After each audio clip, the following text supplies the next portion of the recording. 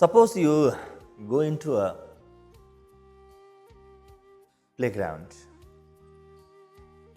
and somebody tells you to hit the target. You are a very good player. You are a very good player.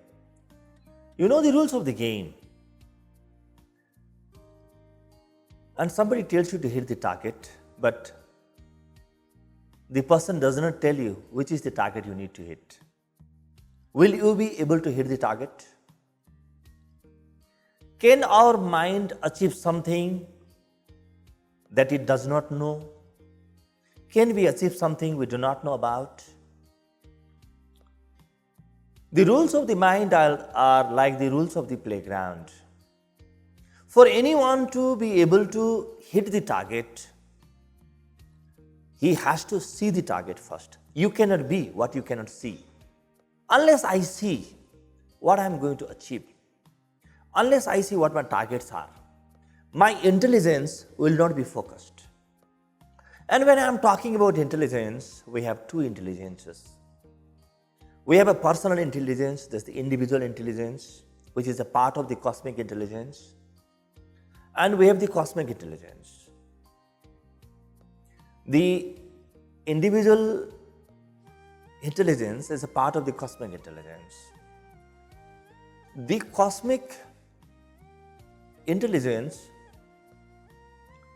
feeds in data from my individual intelligence and it delivers to me what I desire. My intelligence, which we call the emotional nursery of creations, continuously takes inputs from my thoughts, from my desires, from my feelings, and then transmits them to the universal intelligence. The universal intelligence follows up with them and it brings things. It makes to appear things that vibrate on similar frequencies.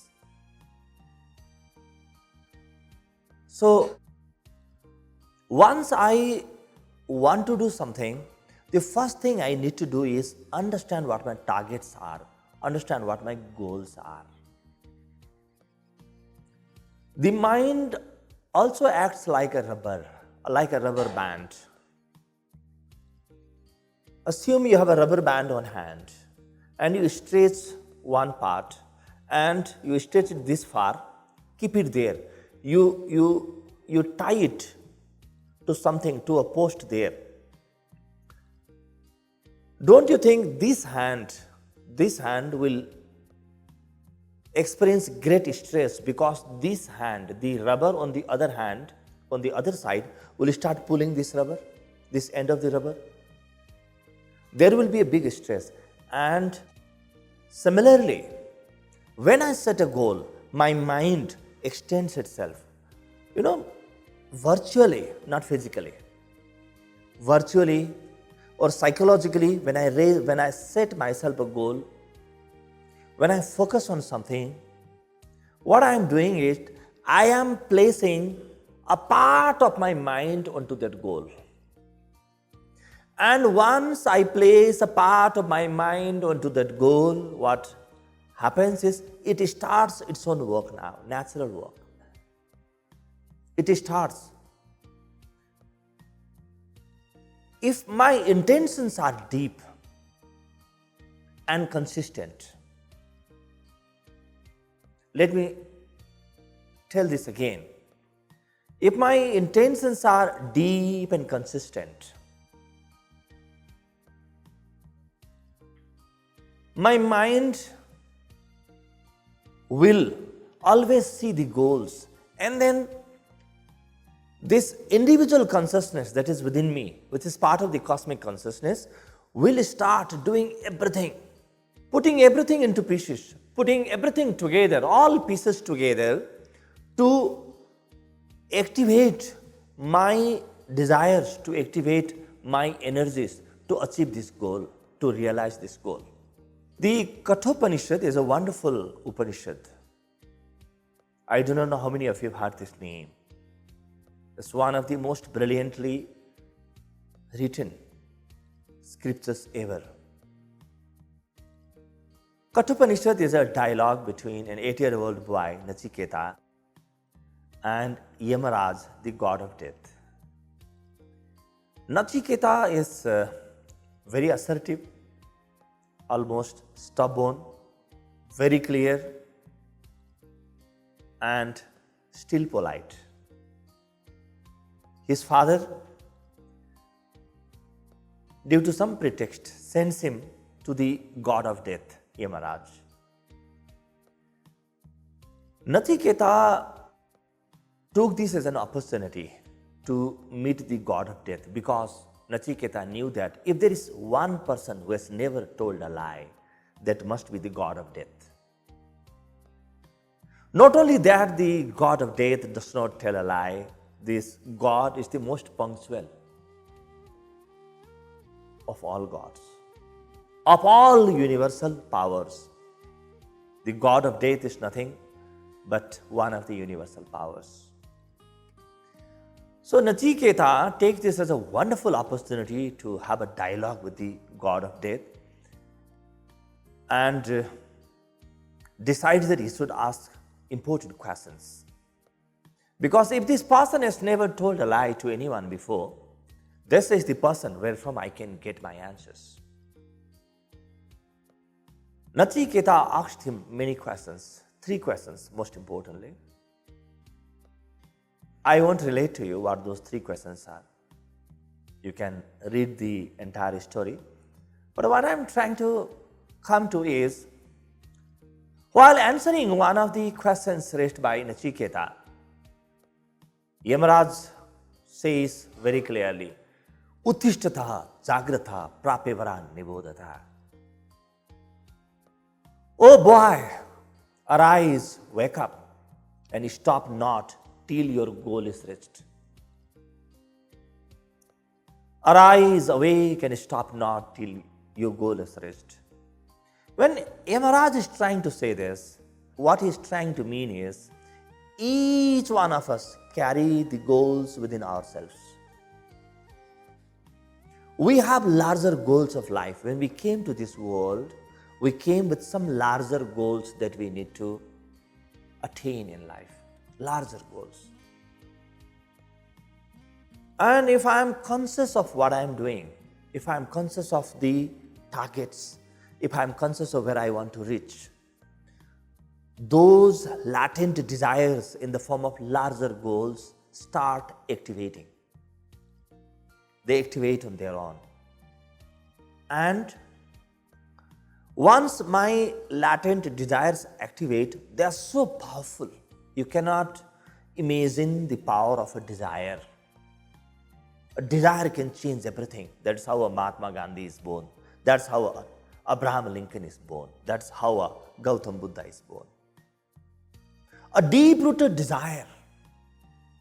Once I clearly see that desire, once I am clear, pinpointed clear on what I want to achieve, all powers in me activate. All my powers are switched on. So Yamaraj tells Nachiketa, look within yourself. You carry the larger goals of life. Now be very clear with what you want to do. Be clear-headed. Once you're so clear-headed, you will automatically start chasing those desires. Now, once we know that goals are important, goals are not just important, they are mandatory. In my process of personal creation, in my process of manifestation, and that I need to be very clear about my goals, how often do I need to remember them? And the rule is, my personal intelligence, which is a part of my cosmic intelligence, feeds data from my thoughts, my feelings, the stories that I tell to myself and the stories I tell to others. So I need to be aware of what is going on inside me. I need to be aware of that. Larger awareness has to dawn on me. And every time, once I start remembering, once I start connecting myself with my desires, with my larger goals, I will face two situations in life. For example, you want to reach Birgans and then you have started off from Kathmandu. Once you tell your mind you want to reach Birgans, it will start making the necessary plans. It will tell you, you need these many dresses, you need to refuel your car, you need to carry money with you, you need a company, you need a vehicle that is in pretty good condition.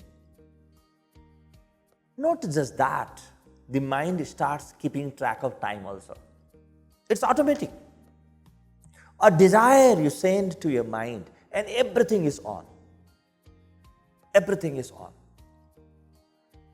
The mind tells you everything. Mind tells you don't sleep, you need to go.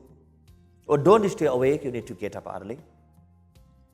You don't need to input further data.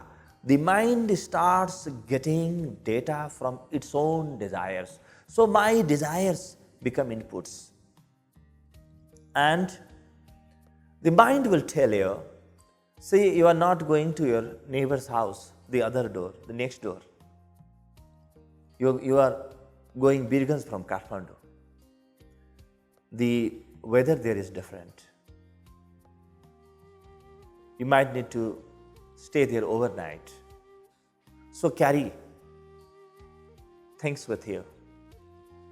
Carry everything that you need to. The mind will keep telling you.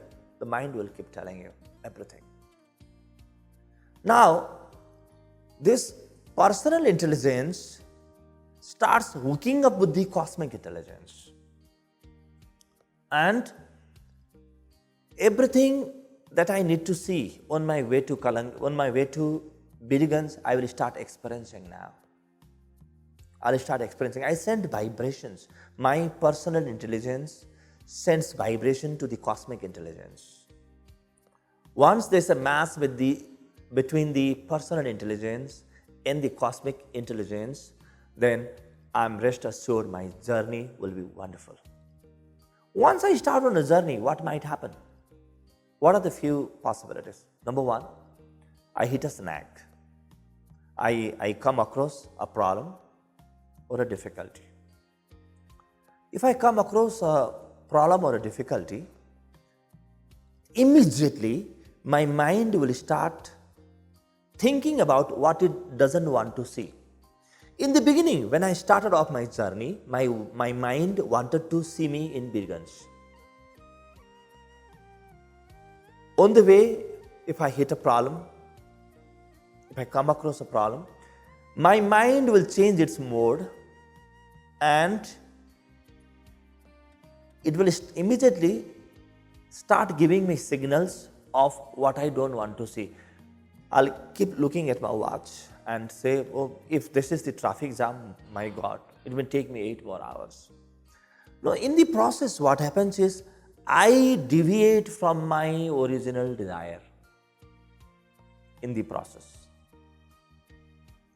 So, everything has two things inside it. What I want to see and what I don't want to see. On my way, what I want to see is I reach there safely, timely. But what I don't want to see is situations like traffic jam or any accident or any diversions on the way, any detour on the way. That's what I don't want to see. Now, immediately when my mind starts thinking, when I start thinking, I create a story within myself. If I reach late, this is what is going to happen. I'll miss this business, I'll miss this target. I won't be able to see this person. Immediately, my personal intention takes these new things, these new signals as its feed, as its input. And once I start projecting something that I don't want to see, I start messing up everything. What I don't want to see starts appearing. So everything is two things: what I want to see and what I don't want to see. What I want to experience and what I don't want to experience in life. Immediately, when your mind starts thinking about, when your heart starts feeling something, and when you start creating a story about what you don't want to see, be very aware, be very alert. This is where meditation comes in. Meditation keeps you aware, meditation keeps you alert.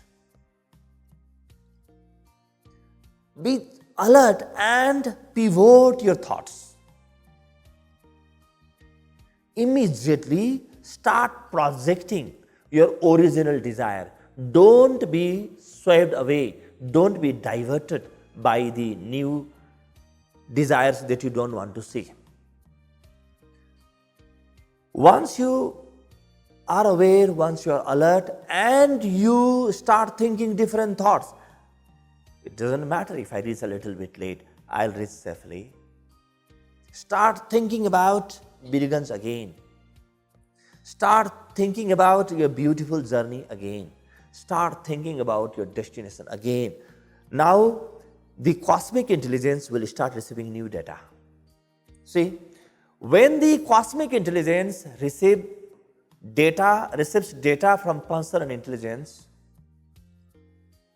it could be of two types. The data that cosmic intelligence receives could be the one that matches my original vibration, original desire, or it could be the data that does not match my original vibration. When I originally decided to go Birgans, that signal went into cosmic intelligence. Now another signal I gave to cosmic intelligence on the way when I started worrying after I hit a problem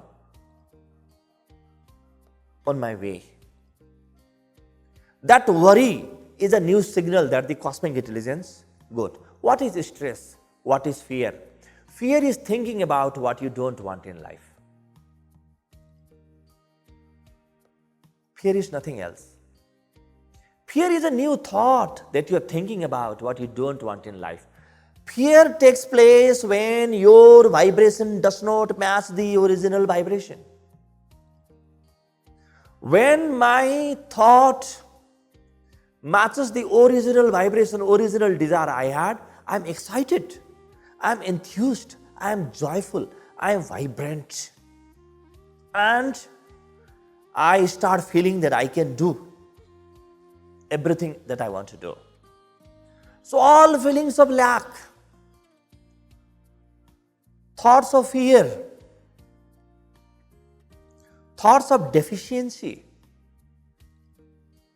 thoughts of weaknesses, thoughts of lack of self-confidence are nothing but the result of focusing on what I don't want to see in life. And the cosmic intelligence is so intelligent, it doesn't select data from your personal intelligence. It doesn't choose only good data. If your personal intelligence has bad data in the sense you are thinking of a bad situation, you are thinking of a terrible situation, you are thinking of what might happen if you don't reach there on time, what might happen if you go wrong, then cosmic intelligence takes this new data. Because the cosmic intelligence that manifests my desires is always on. 24/7/365. Cosmic intelligence and personal intelligence are always on. What do I need to guard myself from them? Firstly, I need to have a very, very clear desire, very clearly set targets. If I don't tell my mind, if I don't tell myself where I want to go and just take my car and start, where will I go? If you do not go, if you do not know where you are going nowhere. Let me say this again. If you do not know where you are going nowhere. Your car will not take you anywhere, because car is nothing but the vehicle that your mind uses, and your mind is nothing but a vehicle that your personal creation, personal intelligence uses. And personal intelligence is nothing but a vehicle that the cosmic intelligence uses. They work in synchronicity, they work in harmony. So two things. Once I'm very clear about my goals, my targets, I'm enthused. Then I'm reverberating with joy. Then I start feeling that everything in me is good. Then I'm filled up with enthusiasm. And once I start, when I hit a problem and my mind starts thinking a thought that is different from the original thought, I need to be very alert, I need to be very aware, and then pivot my thought, start thinking new thoughts. Once I start thinking new thoughts, my original intention that formed part of cosmic programming and my new intention that's also forming part of cosmic programming, they start matching. Once they start matching, I am on the road to success. People who have experienced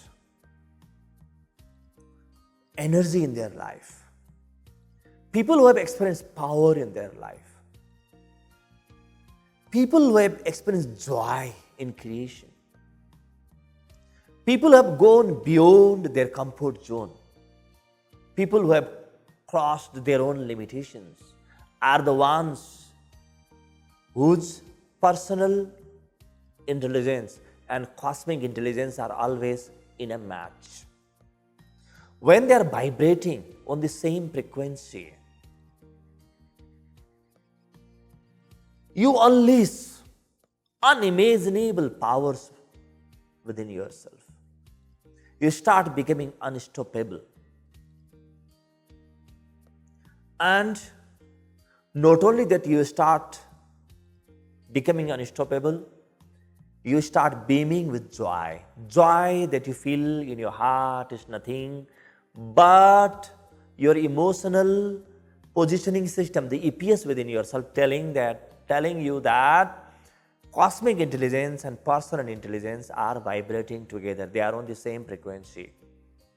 Happiness, joy, love, prayerfulness, meditativeness, they are all the result of these two frequencies vibrating, these two things vibrating on the same frequency. So I need to guard myself against a thought or a story that I build up, that I make up, which is different from my original story, which is different from my original desire. Because it has never been a time when my original desire is not fulfilled. The system of desire, the law of manifestations, the laws of the universe are always on. And that is the agreement between a soul and a super soul. That is the agreement between human beings and God. You give me a desire and I fulfill it. This is the original promise from the super soul to an individual soul. It will never be that my desire is not fulfilled. It will never be. It has never been that I desired something and that it has not come. Only thing is, I start forgetting my original desire, that forgetfulness, that state of not being committed to, that state where I'm less mindful or absent-minded of the original desire, gives new inputs to the cosmic intelligence, and I am confused. My confusion becomes my fear, my confusion becomes my stress, my confusion becomes my lack of self-confidence. Once I'm very clear, the road is very, very clear, I can manifest whatever I want to see in my life.